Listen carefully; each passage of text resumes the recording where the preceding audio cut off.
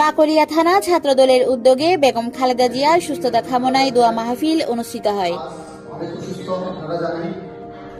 বাংলাদেশ জাতীয়তাবাদী দল বিএনপির চেয়ারপারসন, সাবেক 3 বারের প্রধানমন্ত্রী, আপসহীন দেশ নেত্রী বেগম খালেদা জিয়ার দ্রুত সুস্থতা কামনা করে বাকলিয়া থানা ছাত্রদলের পক্ষ থেকে এশারের নামাজের পর দোয়া ও মিলাদ মাহফিলের আয়োজন করা হয়েছে।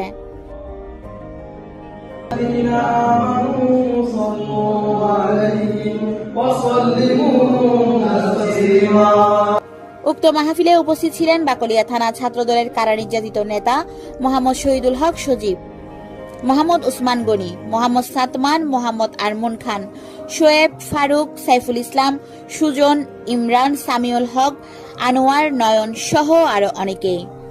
উক্ত মিলাদ মাহফিলে দোয়া করা হয় স্বাধীনতার ঘোষক শহীদ প্রেসিডেন্ট জিয়াউর রহমান এবং সুযোগ্য সন্তান আরাফাত রহমান খোকর সহ সকল নেতাকর্মীদের জন্য।